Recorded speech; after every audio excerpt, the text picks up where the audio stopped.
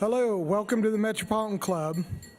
I'm Steve Marks. I'm Vice Chair of the Metropolitan Club and President of Hannah News Service. It's great to see everyone here today.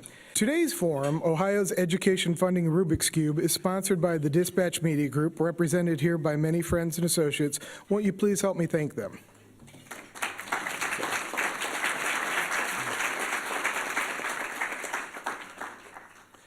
School funding in Ohio is as debated. It is confounding. Questions of equity and constitutionality have been conversation around the state and around the Statehouse for decades. Up until the breaking news last week and the original hope for the discussion here today, there was hope for a new bipartisan solution to the school funding formula that was about to be implemented. That breakthrough has now been held up for further refinement. Surprised? You know, let's turn to our panel for some insight and explanation.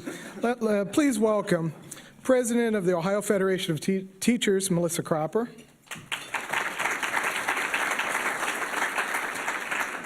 Economist and consultant to the Ohio Education Policy Institute and author of Hannah News Service's On the Money, Howard Fleeter. Executive Director of the Children's Defense Fund, Tracy Nájera. And our host, Ohio Statehouse reporter at the Columbus Dispatch, Jim Siegel. Jim, the floor is yours. Thank you.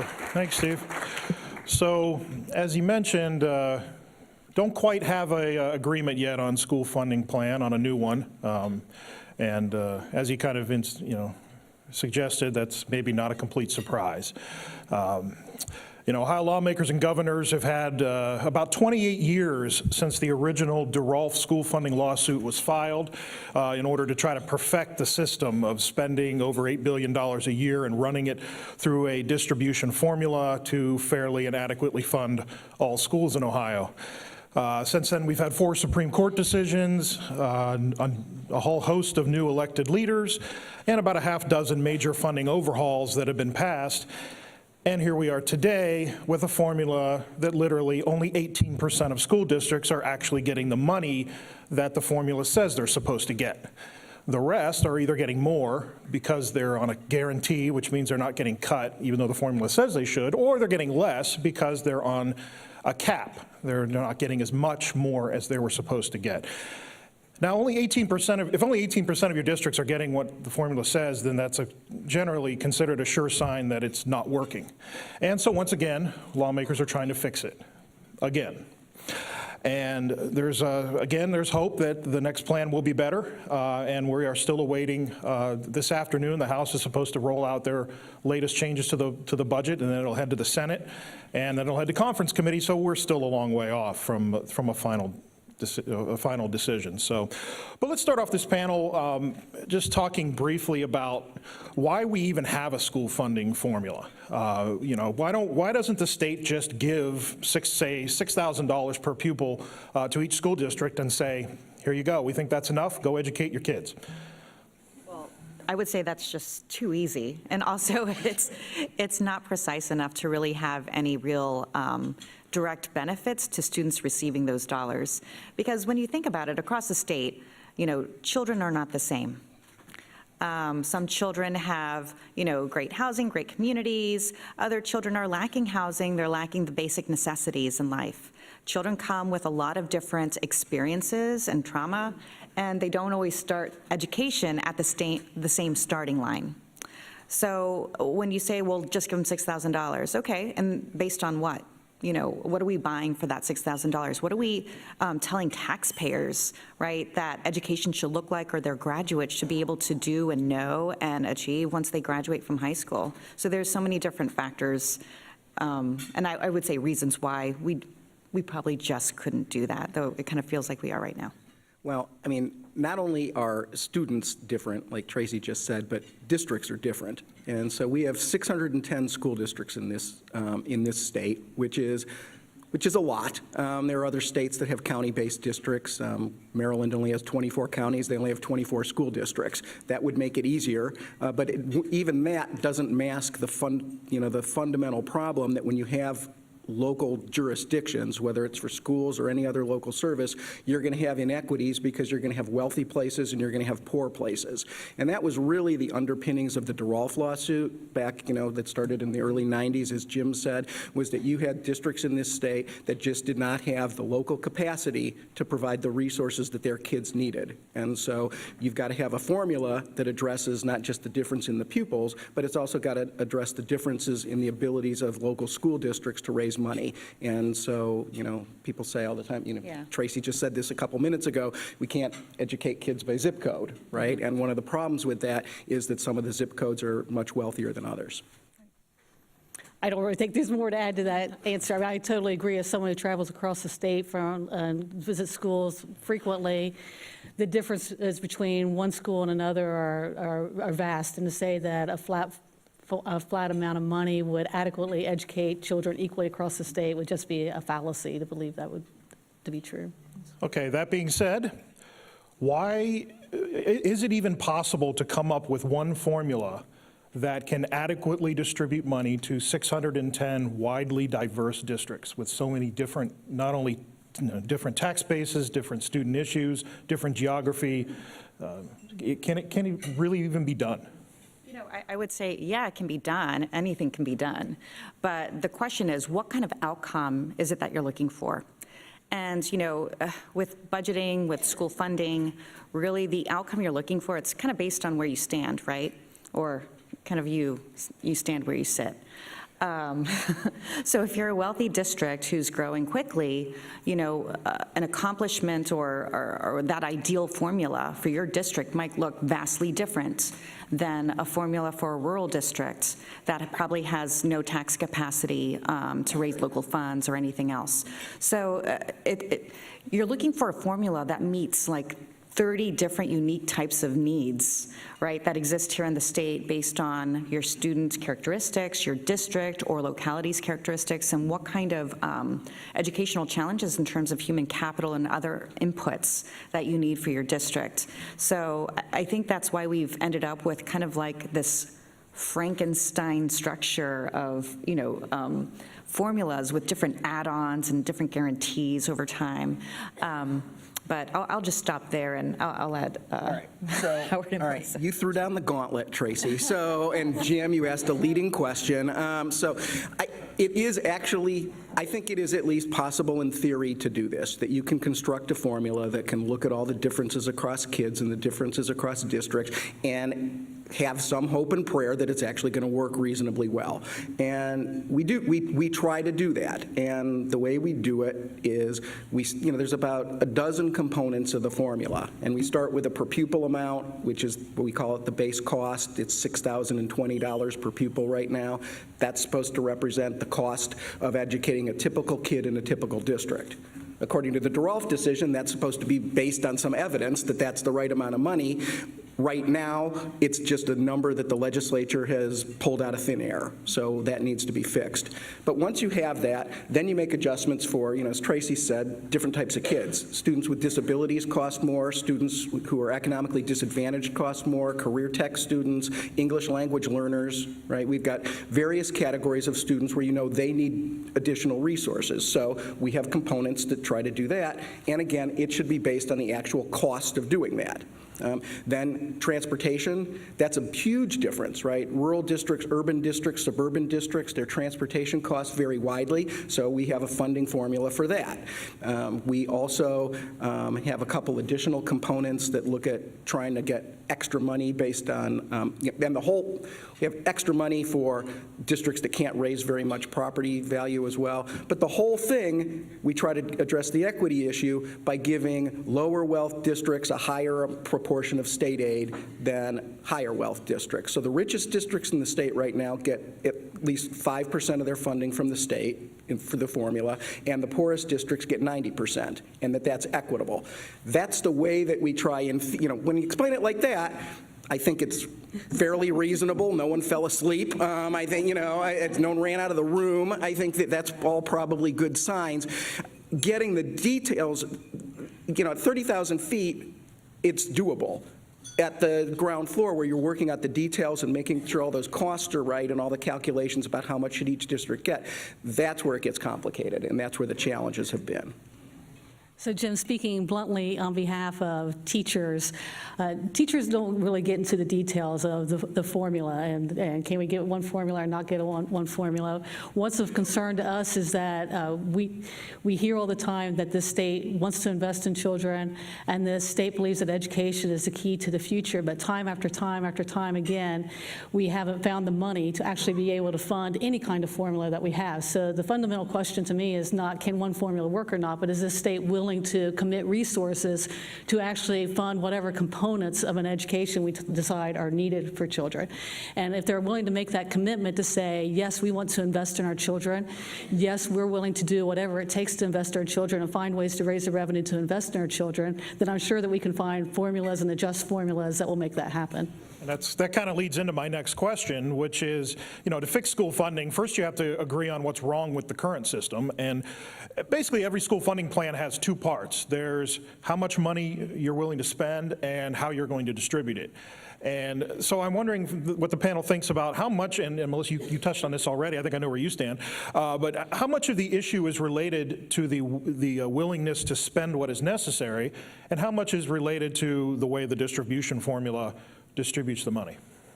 Well, I will leave Howard, our expert, or Tracy, who's worked on budget before, to answer the second part of that question. But as I indicated before, to me, the question is how a large part of the problem is that we have for a long time been dependent upon residual funding. And the state has determined that there's a certain amount of money that they're willing to spend on education, and then we try to adjust that amount to make them fit the needs of our children. And what I think we really need is that we need to sit down and figure out what are those components that are necessary to adequately educate every child in this state. What does it take to do that? And yes, we're willing to commit those resources to doing that. Okay. There's problems with both, right? I mean, so that someone can devise the perfect cost-based formula to meet all the different needs that we can identify that are out there. If you don't put the resources in to fund it, it's not going to work, right? And I think that, when I think about the DeRolf decision, it was both a decision about equity and a decision about adequacy. And, the thing that I just said a couple minutes ago about the design of the formula and meeting the different needs of the different kids, that's really, I think of that as the adequacy part of it, and then the part where you're determining the state and local share of how much the state gives each district. To me, that's the equity part of this. And, the adequacy thing is, it's difficult because it's, kids are different. Kids with the same type of disability are different from each other. It's, they have IEPs, individualized educational plans. That means they're different from each other, but we lump them together. You can do the best you can to come up with something that reflects the costs of different types of kids, and it's hard to know, and it should really be based on what it needs to get those kids an adequate education. Just defining that is hard. That means different things to different kids and in different communities. So there's challenges with that. That's not an obvious thing, and every state gets at that a little bit differently. And then when you throw in, okay, now it's got to be fair, and once you figure out what the total amount of money that each kid needs, then you have to figure out how you direct that to the districts. That's just as challenging, right? And so, if this were easy, we wouldn't be here right now, right? We would have solved this. We wouldn't have needed a lawsuit, right? We would have been doing this. It's a hard problem, and I think our system is better than it was before the DeRolf decision, but it's not as good as it needs to be. Yeah, and I think another issue that's also kind of tangential to that is, education costs differently depending on where you are in the state. And a lot of what drives that is basic, labor economics. It's a lot harder to recruit and retain a high school physics teacher in certain parts of the state than in others. We have a wealthy suburban district that can start teachers out at $50,000 a year, and they have no problems getting multiple applications for some of the hardest to fill subject areas. But then you have other parts of the state where you have teachers on, emergency licenses, or, they're really just trying hard to make sure that there's individuals, there's professionals in the classroom to teach. So I think that we also need to explore that a little bit too. And what are we doing with our human capital pipeline, from the colleges and universities, and making sure that we're getting the needed talent into the different parts of the state? And that's difficult to put a dollar amount on. Obviously, money is one thing, but needs to translate into actually educating kids and solving some of our problems with education in Ohio. So I'm wondering what the panel thinks about what are the key issues with Ohio's education system that you believe can be solved, or at least significantly improved, with a better formula, with more adequate funding? I think Tracy hit upon one of them already, which is being able to attract and retain quality teachers in our school district. But also there are disparities in terms of opportunities for children across the state. For example, I've recently visited 2 different districts in rural areas where they're trying to run actually very high-quality internship programs, but one of the challenges that they're running into is that their children can't afford to get a driver's license. They can't afford to take driver's ed. Therefore, they don't have a vehicle, so they can't drive to an internship spot. So, a funding formula that addresses this kind of poverty-type needs helps. As far as access, as Tracy indicated before, it's not just the ability to get teachers, it's the ability to be able to run a number of electives within a district so that students have exposure to different types of opportunities, or have access to multiple types of languages.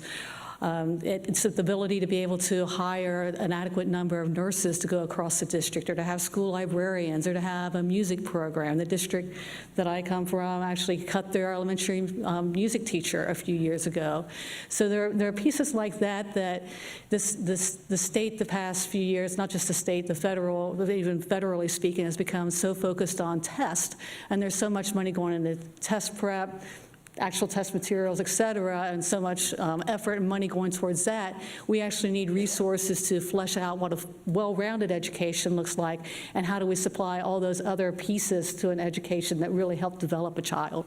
And I think that Melissa just has such a great point there. It really comes down to the conversations about what is it that we want our students to be able to know? What competencies do we want them to have when they graduate from high school? And then how do we backward map that into curriculum and standards, that are meaningful, that build upon each other, as students are progressing through their education? And what are the resources we need to actually accomplish that at each grade level? So I think that starting from there and just backward mapping all the way back to early childhood, is really important and really significant, because any rung on this ladder that's missing means that we're not doing our job, or those students are not going to be able to benefit from all those outstanding investments that we're trying to make. And Howard, before you answer, I'd like to push your buttons a little before you go into this, because Howard loves this. Howard loves this issue. Because it goes with that last question, but also, what about those who say there really isn't a correlation between the amount of money spent in schools and student achievement? All right, well done. That drives me crazy. So good on you, Jim.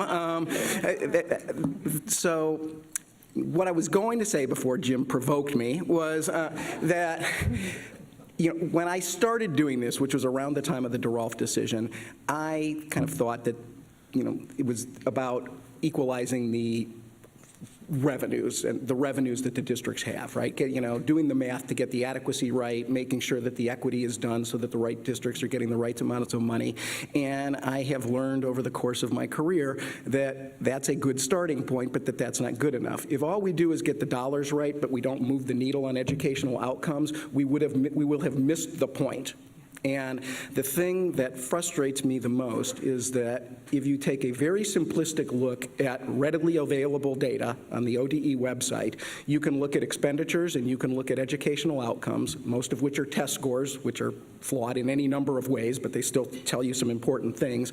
And you can find a lot of districts that spend a lot and don't do very well.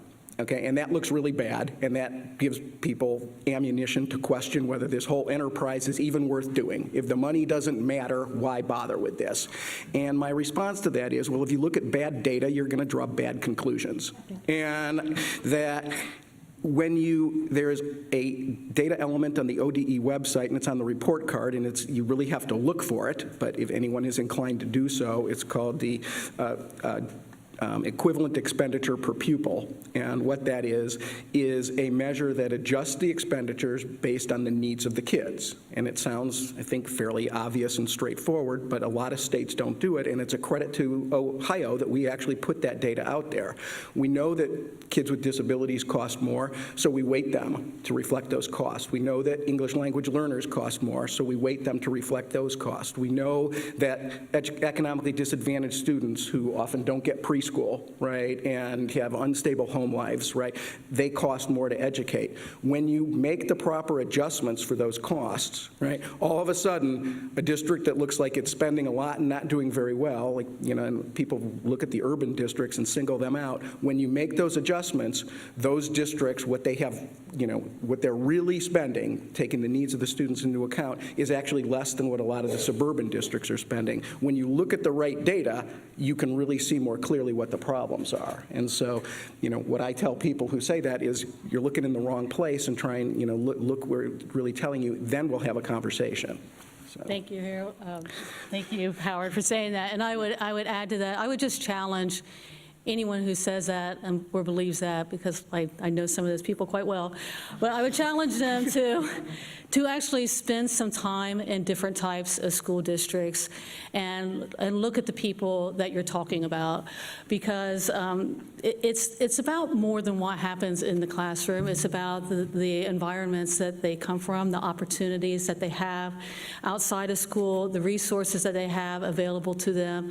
And the school is the one place where we do try to create that equity, or the goal is to create that equity and to help them overcome the challenges that they face on a regular basis, because quite honestly, not only have we failed to provide adequate funding for our schools, we've also failed to provide adequate funding for a lot of other resources that students need, whether it's hunger, housing, a whole slew of things. But the school is the one place that's expected to equalize all that.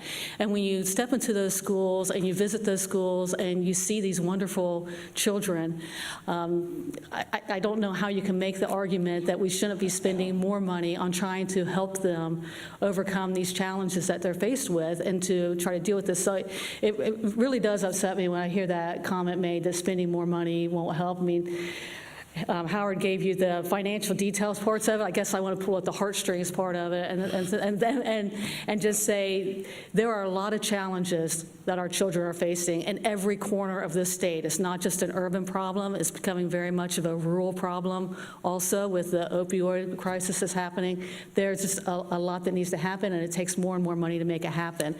On the spending piece, I do also want to add in, sorry, Tracy. I mean, even the federal government recognized many years ago that certain students take more money to educate than other students take to educate. And with Title I and with IDEA, they've committed to spending up to covering up to 40% of those costs, if I'm correct. They've never gone above 20% of those costs. So it's the federal government that also is not living up to its obligation of funding the future of our children. And I would just add on to that in terms of, when children arrive at school, they don't arrive all at the same level, right? You have some children that are reading at a third grade level, some children that, haven't picked up a book. You come with all different types of experiences.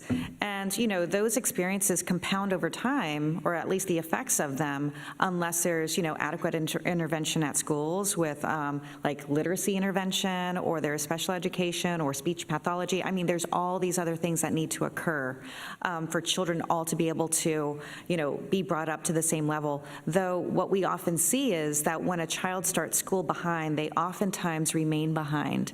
A lot of times what we'll see is that they'll make gains, and we can see that through certain measures like value added, that there's certain teachers that are making more than a year's worth of growth for individual students, but that's not occurring everywhere.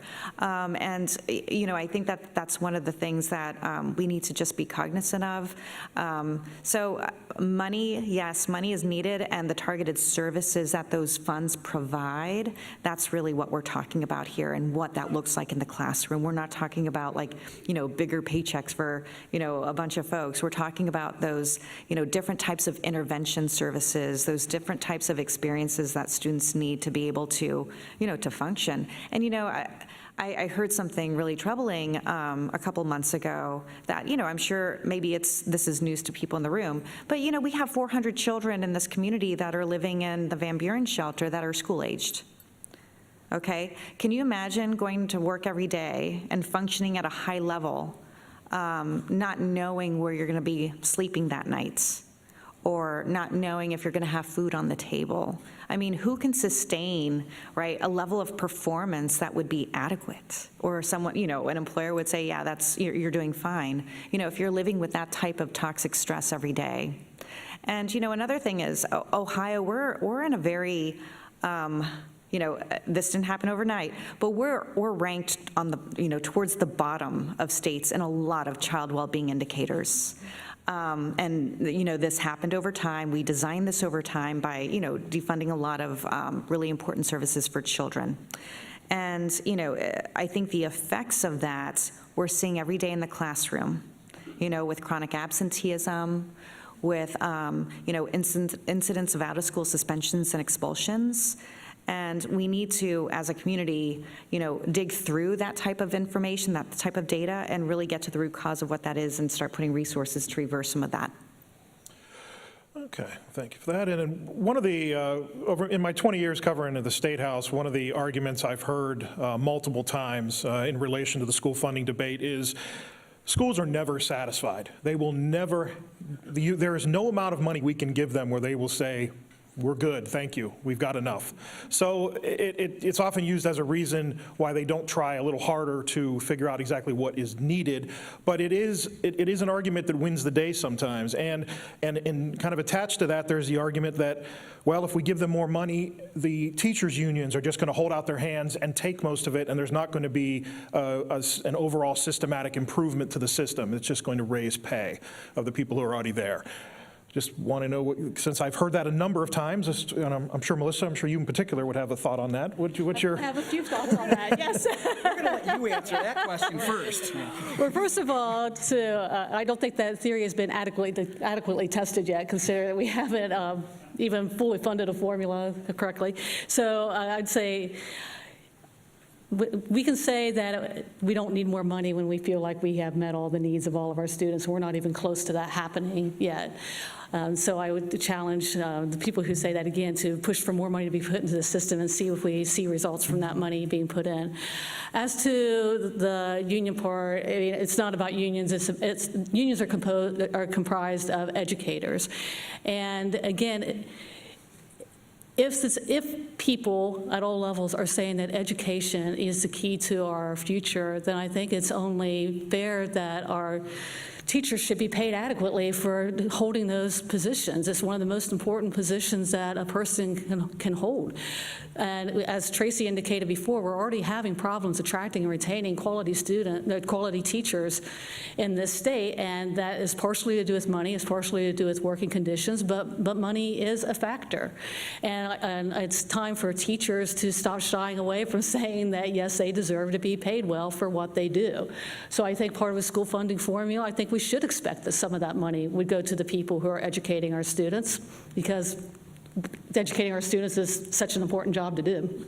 Yeah, and one of the things that me and my former business partner did for the Ohio Department of Education for several years, about 10 years ago, was we did a teacher supply and demand study, and we looked at mobility and attrition of teachers. And what we were finding was, certain types of teachers are hard to find. We knew that, finding special education and math and science teachers, particularly in rural areas of the state, we knew that was difficult. But when we tracked the mobility and attrition, we'd look at 5-year periods and look at every teacher in the state and what district they were in and what job they were in, and then we looked at them 5 years later to see who was in the same place, who had moved, who was not in the system anymore, and we found that the higher poverty districts were the ones that were having the most difficulty. They were losing teachers that were just leaving the system entirely, and they were having teachers that were leaving and they were going to other school districts. Most of the time we had access to the salary data. We could see most of the time they were leaving to go to places that would pay them more.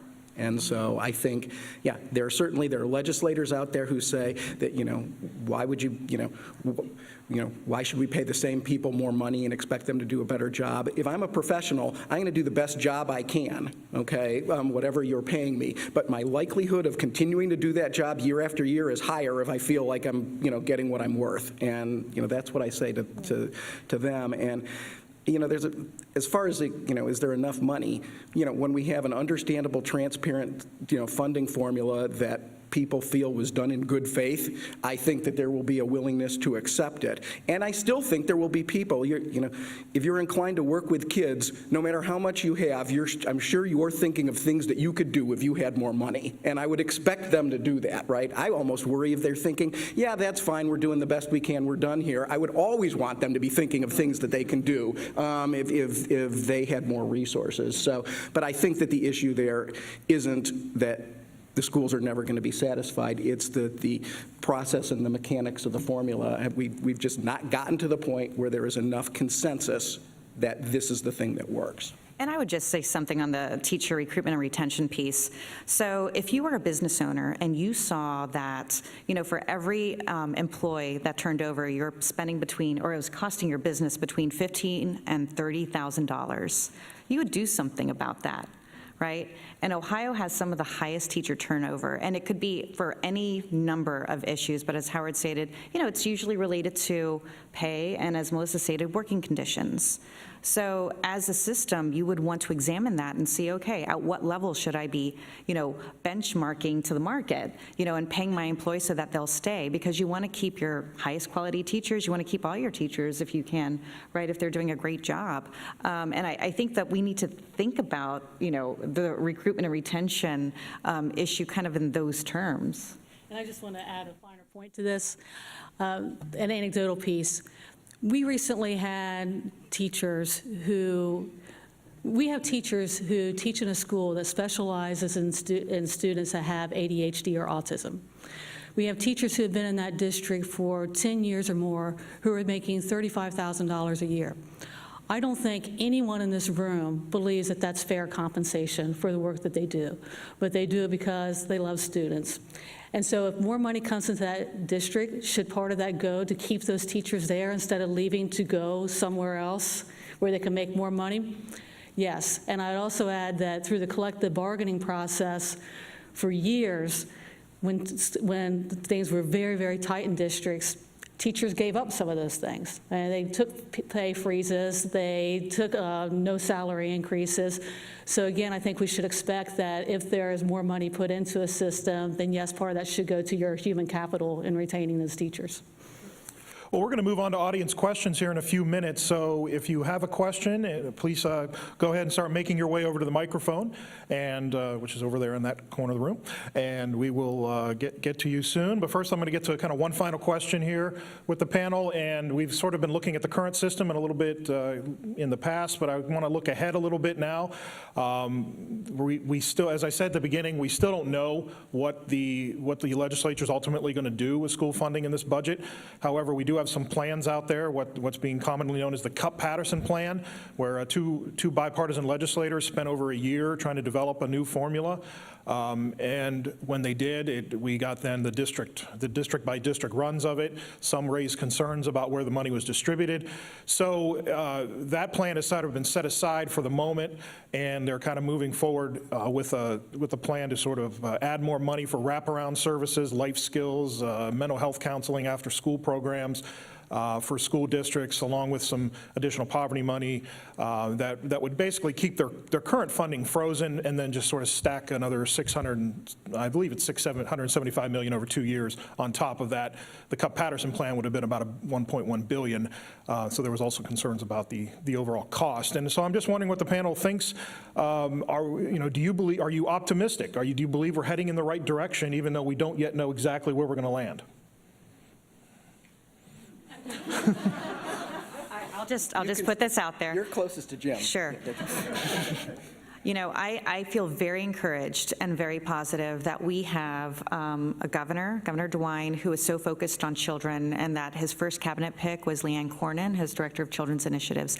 I think that his focus on children and continued focus is definitely a step in the right direction, and also the fact that we have a legislature that's chosen to stand up a children's caucus led by Senator Peggy Lehner and Representative Allison Rousseau. So you have an executive and a legislative branch that are fiercely focused on children's needs and want to do good by children. I think that that's great, and as long as we can continue collaborating with them and having people from the field inform these very important decisions, I think that's good for children. That's right. I have good days and bad days, but I am actually optimistic that we can get this solved at some point in my life, and hopefully sooner rather than later. I mean, I think that there are more and more legislators who really understand that, you know, we made progress in the immediate aftermath of the DeRolf decision, and I looked at the data, and in the first 10 years, we made a lot of progress. We had some adequacy methodologies. We changed them a couple times, but there was a sincere effort, I think, to try to comply with that decision. We've kind of lost the thread of that in the last 10 years since that decision, and I think there's an understanding right now that the formula that we have is really, you know, it's ineffective because over 80% of the district aren't getting the money that the formula says they should, and that it's not based on there's not any part of the formula right now that is based on any current study of the cost of educating the kids. And I think that I think everybody recognizes that that is not okay, and it is not sustainable, and it needs to be changed. And I think it is encouraging that Bob Cupp, who is a Republican from Lima, and John Patterson, who's a Democrat from Ashtabula, who are, you know, have a bipartisan initiative to try and come up with, you know, a fix for this. You know, they've developed an adequacy methodology. They've come up with their own version of, you know, how we allocate the state and local share to it. When the printouts came out, it was pretty clear that needed some tweaking, but I think that it is an important initiative. I mean, it shows that this can be done, right? And it still needs some work, and whether it gets delayed, you know, and they work on it more over the next biennium, or whether it can be fixed right now, we don't know the answer to that. But the backup plan, if it gets delayed, is what the governor did. And what the governor did, I think, was a hugely important statement of his priorities, right? That you need to invest money in the, you know, social and emotional well-being of kids. And that was something that came through loud and clear, you know, in the, you know, year and a half that the Cupp-Patterson group was meeting. There were numbers of people that came in and they said, you know, before you can even start to deal with the educational issues, particularly of lower income kids, you have to meet their emotional and social needs. And there's huge disparities. You know, the infrastructure to do that is much more developed in urban areas than it is in rural areas. It's going to really take some attention to figure out how to do that in the rural parts of the state that are really struggling right now. But I think, you know, there's an understanding finally that preschool is the policy no-brainer of all time, I think, right? That, you know, I'm an economist and I can tell you how cost-effective it is, but the simplest way to say it is that an ounce of prevention is worth a pound of cure. It is cheaper if you get kids more up to speed when they're younger than it is if you wait until they're 5 and they come into kindergarten and you need to remediate them. And so, you know, I think that there is a recognition of the things that need to be done and the way we need to solve it, and I'm hopeful that there's the political will to finally get it done. I, too, am encouraged that we have a governor who is willing to invest in children and who understands the social and emotional needs that children bring to the table. And I really want to commend Representatives Cupp and Patterson for all the work they've done in trying to put together a formula. And not just them, but educators, you know, superintendents, treasurers, teachers across the state who have been very vocal in trying to figure out what will actually work. So I am encouraged that at some point in time we will have a formula that works. I am not as encouraged, I'm not as optimistic that there is the will in the legislature to actually adequately fund a formula. And my concern is that we'll come up with a formula, but then cap the amount of money that we're willing to put into that formula, so therefore it doesn't really meet the needs of students. So optimistic that we can come up with a formula, optimistic that the governor wants to address these needs, but I think we need to be very careful with the governor's budget because, again, he's very clear that that's for these wraparound services type pieces. we need that in addition to funding to actually make our schools run properly and to do the things that they are already doing on a regular basis. Well, it is CMC's tradition to take audience questions, and we'll begin that now. So if you could step up to the microphone, please state your name, ask your question. Please try to avoid editorial content, and meaning that questions end with question marks. So let's get started. Thank you. My name is Sherston Schoberg. I'm with Disability Rights Ohio, and we've talked a little bit about that we need to figure out what our goal is, what we're trying to actually prepare kids for, and then figure out how and what is needed to do that.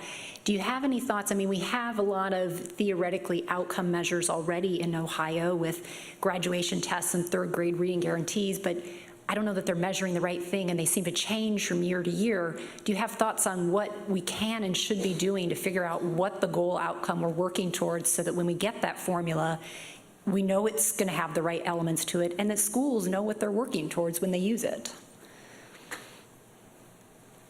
Well, I would say that we were part of working on the Department of Education's, I'm losing what they call that now, but their plan for the future that really does build upon more than just testing outcomes, but looks at what are children doing a year after they graduate, and are they able to get into a career that allows them to live a successful life? Or are they in the military? Are they going to a four-year college? So on and so on. And I think if we start looking more holistically at those pieces and looking at what's the foundational knowledge that they need, what's the content knowledge that they need, what's the social emotional learning needs that they have, et cetera, that we can get to those components of what an adequate education is. But again, it has to be about more than success on a test score. It has to be about figuring out how do we tap into children's hopes and dreams for their future, and how do we help them put them on a pathway that helps them get to those hopes and dreams, which again includes much more than how successful they are on a test. It includes helping them to engage in learning opportunities that allow them to explore different possibilities and to really tap into what their interests are. And I just want to, I agree with that completely. That's a much better answer than what I'm going to say. But I'll just say my wife, who is in a completely different line of work than I am, has taught me something that I use all the time. And what she says is, you get what you measure. And I think that the backlash we are seeing to the report card right now is a huge, is a clear reflection of that, right? If you measure, if what your measurement is test scores, then you drive, you drive behavior towards that. And I think test scores are imperfect. They can tell you, I look at the achievement gaps that we see on those, and they worry me and they keep me up at night, and there's important information there. But we need to look at, the Department of Education has put on the report card these preparation for success measures, which is, are you ready for college? Are you ready for career? Graduation rates? Those are really, that's the end outcome of this, right? If we, getting kids proficient, okay, that's good. Clearing a bar, that's important. But ultimately, the goal is that we're going to take kids, that by the time they're 18, they're ready for whatever the next step in their life is, okay? And that's wherever they're from in this state, whatever there it is they're bringing to the table when they walk into a kindergarten class. Our job is to make sure that when they leave at 18 years old with a diploma and with the skills that they need to do whatever they decide they want to do next. And that's, the more we look at those things, I think the better off we are. Yeah, and I just want to add, too, that is so important that we're looking at post-high school graduation for success, because that graduation, that diploma, it needs to mean something. And also it's a compact, right, with the community, with the parents, of you graduated from our high school and you're ready for the world. Okay, so let's see, how children are doing 6 months, 1 year, 2 years out from that. Because there's a lot of high schools that have like 98% graduation rates, and then, kind of the measures after that aren't as great. So, there's issues of rigor across the state that need to, I think, be level set, and we really need to focus on how we make sure that diploma means something. Thank you. Next question. Ann Hughes. And I'm wondering if there are models from other states that we might be looking at. They're all having the same conversation. No, go ahead. Yeah, we get that question all the time, right? And I think on On the funding formula part of it, I think that the challenges are, there are a lot of states that are struggling with the same things we are. One of the challenges that we have in Ohio is that the diversity in this state is much greater than it is in a lot of other places, which makes our challenge harder. We have a lot of we have more urban areas than most of the other states that we compare ourselves to. Michigan's got Detroit, Illinois' got Chicago, Wisconsin's got Milwaukee. We've got, depending on how you count, 3, 6, 8, big urban areas, right? And so we've got a lot of wealthy suburbs around them. We've got a poor rural part of the state, a not as poor rural part of the state. We have almost, Bill Phillips once said that we've got every problem in this state that every other state has some of. And I think it's pretty accurate. And so, I think the states are all kind of looking at each other and trying to figure out what they can do. Our property tax works differently than a lot of other states, which means that on the formula side, I think we can learn what other states are doing from some of the other things. The way our property tax works is so idiosyncratic that, a lot of people are just happy they're not us on that front. So, All right, next question.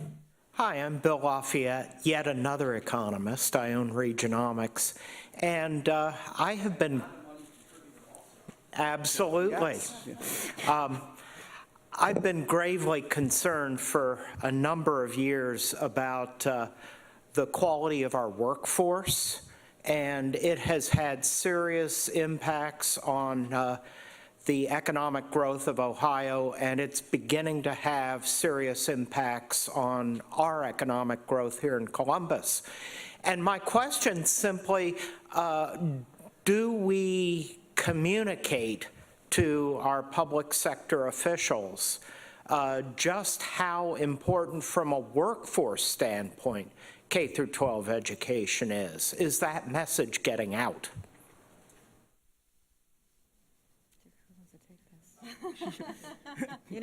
Jim?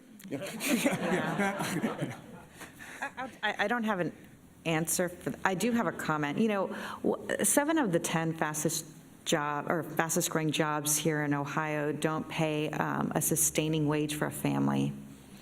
And, that's really concerning. And I think that I'm a believer in that, we build the workforce, right? We build that human capital, and, we use that as a way of attracting those, higher wage businesses, into our state. Of course, I am not an economist, so I'll let Howard answer now. Most of what I know about Ohio's labor market situation, Bill, I know from reading what you write. So, but that's a good question about, the role of the business community in this, right? That they are, if you want to think about this like an economist thinks, and maybe that's not the best idea, but, if you think about, who are the consumers of, K-12 education, right? Higher education institutions and, employers, right, who are looking for kids with certain skill sets and things like that. They have a vested interest in making our K-12 education system and our pre-K system as strong as possible, because they're going to benefit from that. And, I just don't know. I think that there's a lot of I think there's a lot of variation in how, the business community looks at it. Some may think that, education needs to run more like a business. Some thinks they may need to do that. I don't know if there's any kind of consistent message out there. Right, I would say that the educators are certainly hearing from the business community how important education is and what changes they think they need to see in education. I think legislators are hearing from business people that they want to see students prepared for the workforce. But the other part of your question that I think I heard was, I'm not sure that the business community is really letting the legislature know how important it is for the legislature to invest in education. And I think that's a piece that's missing, that it would be very helpful if the business community would actually push on the legislature to say that this should be a funding priority, and we need to figure out a way to fund the education system so that they can prepare students for the workforce. What Melissa said. That's right. Thank you, and one last question. Jane Scott, Columbus Metropolitan Club. The discussion hasn't included anything about the role of parents. I'm wondering if there is any concerted effort or any systematic work going on to make sure that parents are doing the right things and know what the right things are to get their children ready to go to school. Becomes a funding issue because, yes, we are trying to communicate that to parents, and this is kind of speaks to the importance of after-school programming, but not just after-school programming for students, but programming that can actually help with teaching literacy skills to parents or working with them on what they can do at home to help educate children. But again, those kind of programs take money to run. And again, at a federal level, we have a Secretary of Education who wants to cut funding for those kind of programs.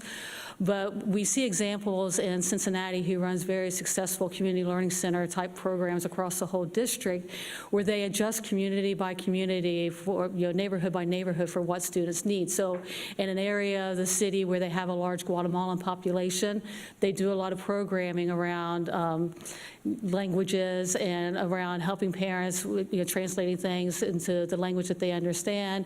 And again, it varies community by community and working with parents to help them in meeting the needs of students. But as I said, that again becomes a funding issue because it takes money to do that, whether it's from the state or from the federal government. And I know, I've gotten to know the superintendent in Newark, and that's a fairly high poverty, district just east of here, and they have spent a lot of time focusing on working with the parents, right? And they go and they visit with every family before those kids enter kindergarten, right? And they try to stress to them, the importance of school and what they're expecting and what the parents can do to help. I just read an article about East Cleveland, which has been one of the struggling districts in this state for years and years and years. They just brought a new superintendent in, and one of the first things he said is, we need to work with the parents, right? And help them help us. And so, I think you're absolutely right that needs to be part of this equation. Thanks, and I will throw it to Steve to wrap things up. I hope you found today's forum both intriguing and informative. It seems every Wednesday we bring really smart people up here to talk about timely and important topics, and today was no different. Let's thank our sponsor today, Dispatch Media Group. Thank you. And also our speakers, Melissa Cropper, Howard Fleeter, Tracy Nájera, and Jim Siegel. Thank you. Thanks for all of you for being here, and we look forward to seeing you next Wednesday.